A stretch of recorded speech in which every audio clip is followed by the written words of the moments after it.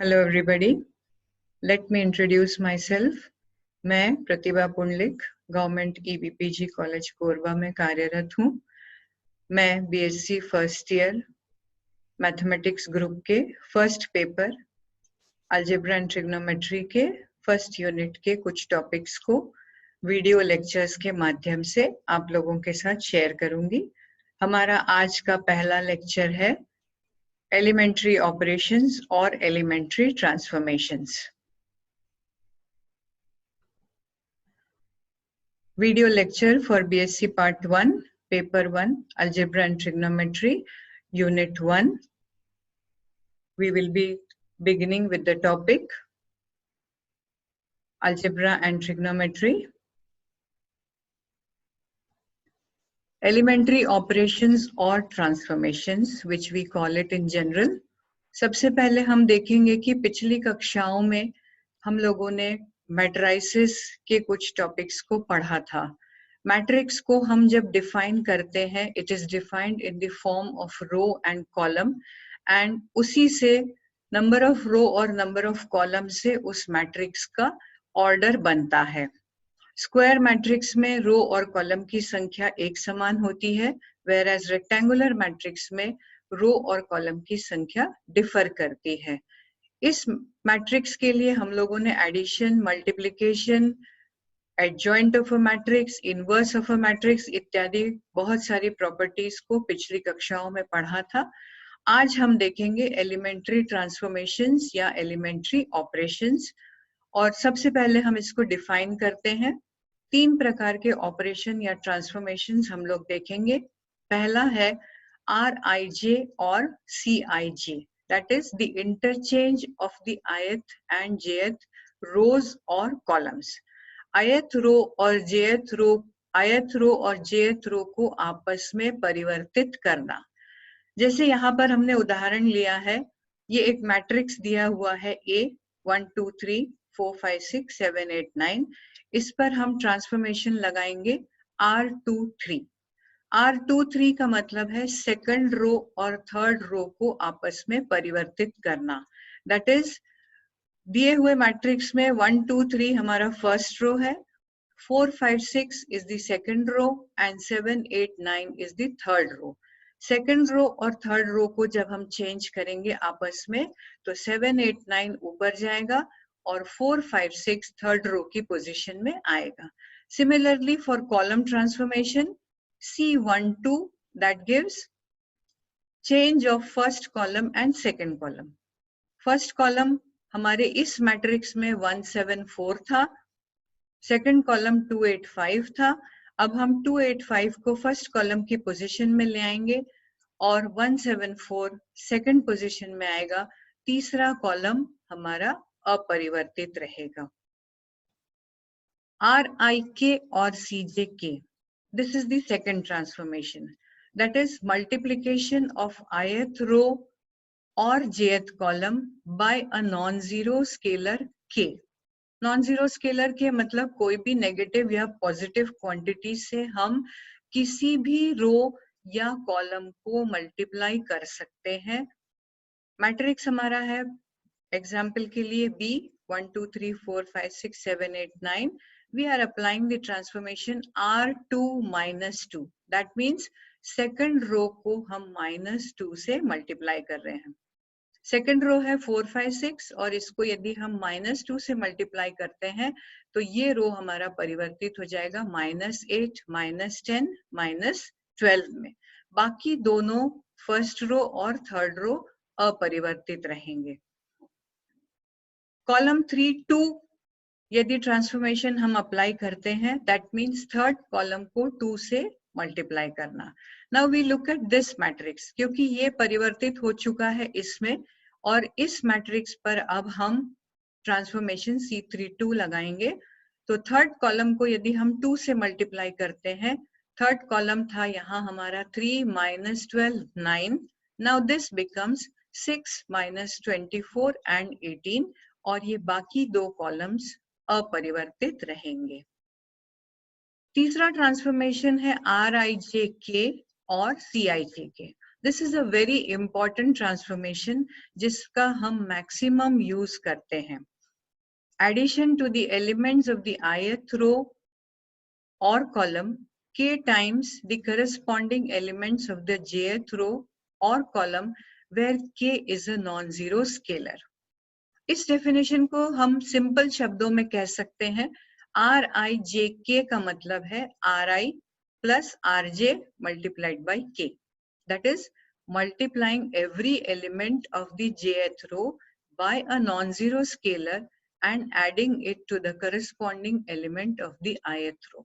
कहने का तात्पर्य है कि jth रो के प्रत्येक एलिमेंट को हम k से मल्टीप्लाई करेंगे और ith रो के करस्पॉन्डिंग एलिमेंट में उसको ऐड करेंगे. R31 जैसे हमने एग्जांपल लिया R31 minus 2 मतलब R3 plus R1 minus 2.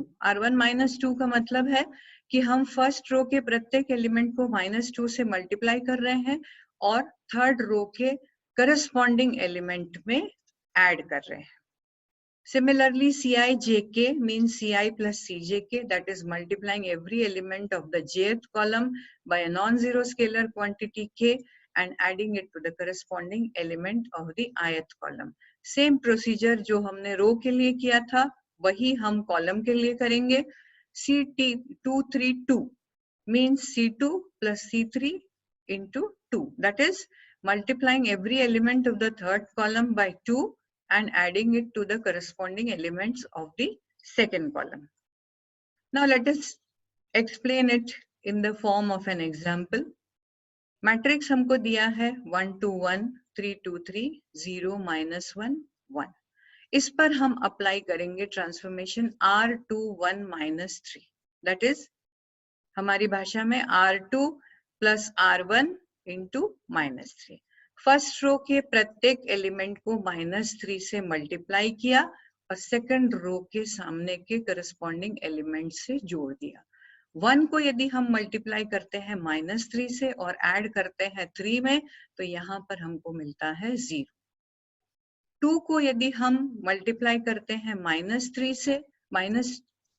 से so we get -6 and this give -6 plus 2 gives you -4. 1 को we will multiply by -3, that gives you -3. Adding it to 3, we get 0. But changes जो आते हैं वो केवल सेकंड रो में आते हैं. फर्स्ट रो और थर्ड रो हमारा अपरिवर्तित रहेगा और इस मैट्रिक्स को अब हमने इसमें परिवर्तित कर दिया है. तो जो भी हमारा अगला ट्रांसफॉर्मेशन होगा वो हम इस पर ही अप्लाई करेंगे. We can apply the transformation C322 on the above matrix. C322 का मतलब है C3 plus C2 multiplied by 2 and we get change in the third column with the use of the second column. तो first column हमारा as it is रहेगा, second column भी as it is रहेगा, third column परिवर्तित हो जाएगा 5 minus 8 and 1. Equivalent matrix. जब हम इस प्रकार के ट्रांसफॉर्मेशंस लगाते हैं हम नए मैट्रिक्स हमको मिलते जाते हैं और उनका क्रम सेम रहता है.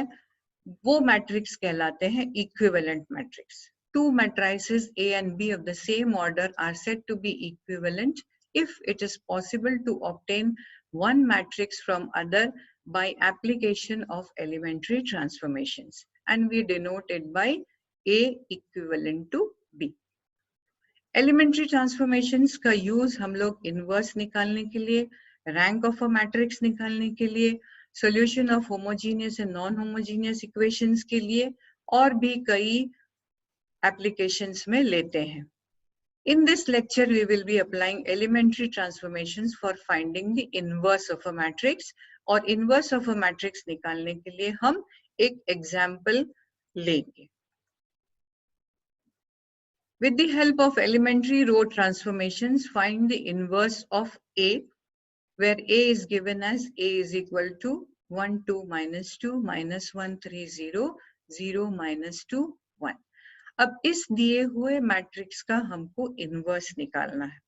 इनवर्स निकालने के लिए हम लोगों ने पिछली कक्षाओं में एक मेथड पढ़ा था, adjoint of A upon determinant of A. Adjoint of A निकालने के लिए हमको कोफैक्टर्स निकालने होते हैं, डिटर्मिनेंट ऑफ ए मतलब सारणिक का मान निकालना होता है, और यहाँ पर हम सिंपल ट्रांसफॉर्मेशंस की सहायता से इस दिए हुए मैट्रिक्स का इनवर्स निकालेंगे। सबसे पहले हम इस मैट्रिक्स को लिखेंगे इस फॉर्मेट में, A is equal to IA, because any matrix can be written as the product of an identity matrix, and क्योंकि इस मैट्रिक्स का ऑर्डर 3 क्रॉस 3 है, तो हम आइडेंटिटी मैट्रिक्स भी 3 क्रॉस 3 का लिखेंगे। A is equal to IA. This is our A matrix. This is the identity matrix multiplied by A. We need not write the matrix again. You can just simply represent it by A. Applying the transformation, first of all, we have to reduce this matrix into an identity matrix. जब हम transformations की सहायता से इस left side के matrix को identity matrix में reduce करेंगे, उसी ट्रांसफॉर्मेशन को जब हम राइट हैंड साइड में स्थित इस आइडेंटिटी मैट्रिक्स पर अप्लाई करेंगे, हम देखेंगे कि ये लेफ्ट साइड वाला मैट्रिक्स हमारा आइडेंटिटी मैट्रिक्स में कन्वर्ट हो गया है और राइट साइड वाला मैट्रिक्स A इनवर्स में परिवर्तित हो गया है, because A inverse into A is equal to I. Now following the procedure for conversion of identity matrix, identity matrix की कंडीशन हमको पता है, डायगोनल पोजीशंस पे हमको 1 एलिमेंट चाहिए और बाकी सभी पोजीशंस पे 0। सो डायगोनल पोजीशन पे यहाँ पर ऑलरेडी 1 है, इसको चेंज करने की आवश्यकता नहीं है। नीचे हमको यहाँ -1 के स्थान पर 0 चाहिए और यहाँ भी 0 ऑलरेडी दिया हुआ है, तो हमको सिर्फ इसको परिवर्तित करना है और हम एट अ टाइम एक एलिमेंट को कंसिडर करेंगे, एक एक एलिमेंट को हम परिवर्तित करते जाएंगे। R211 ये ट्रांसफॉर्मेशन हम लगाएंगे। We have to change the second row, we will use the first row, and first row में हमारे पास एलिमेंट है 1, इसको हम मल्टीप्लाई करेंगे 1 से और इसमें जोड़ देंगे 1 + 1, 1 प्लस यहाँ पर -1 है, तो ये हमारा आ गया 0। Similarly, this element is already 0. The same transformation R21 will be applied on the right hand side and we get 1 1 0. First column हमारा परिवर्तित हो गया है 1 0 0। नाउ सेकंड कॉलम को परिवर्तित करने के लिए हम इस ट्रांसफॉर्मेशन का उपयोग करेंगे R232। Same procedure, third row multiplied by 2 adding to R2 और हमको ये मैट्रिक्स मिलता है। Then we apply the transformation R21 - 2 and we get this matrix.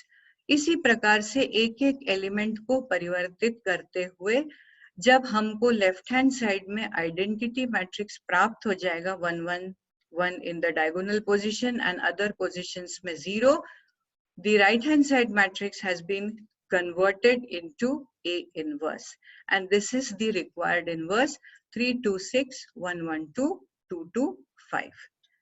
Let us take one more example और इसमें हम रो ट्रांसफॉर्मेशंस का उपयोग करेंगे। जनरली इनवर्स को प्राप्त करने के लिए हम लोग रो ट्रांसफॉर्मेशंस का ही यूज करते हैं। यहाँ हमको मैट्रिक्स दिया है 1 2 1 3 2 3 1 1 2। Again we will write it as A is equal to IA.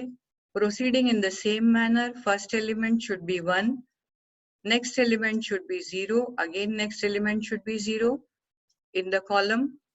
In this column ये element 1 होगा, इस कॉलम में ये एलिमेंट 1 होगा, एंड सो ट्रांसफॉर्मेशन 3 1 -1 मतलब फर्स्ट रो को -1 से मल्टीप्लाई करना और थर्ड रो में जोड़ देना, तो यहाँ थर्ड रो में हमारे पास 0 आ गया है।